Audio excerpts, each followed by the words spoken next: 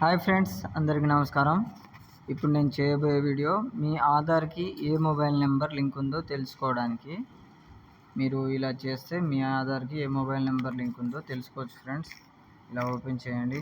uida.go.in ఇలా click చేసేయండి. ఇలా ఓపెన్ అయిన తర్వాత వెరిఫై యాన్ ఆధార్ నంబర్ అని ఉంది ఫ్రెండ్స్. దీనికి ఇలా క్లిక్ చేయండి. క్లిక్ చేస్తే పేజ్ అనేది ఇలా ఓపెన్ అవుతుంది. ఇలా ఓపెన్ అయిన తర్వాత ఇక్కడ చెక్ ఆధార్ వ్యాలిడిటీ అని ఉంది ఫ్రెండ్స్. దీన్ని క్లిక్ చేయండి.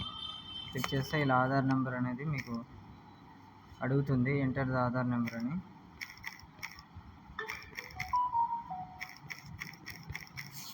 ఆధార్ నెంబర్ ఎంటర్ చేసి క్యాప్చా ఎంటర్ చేయండి.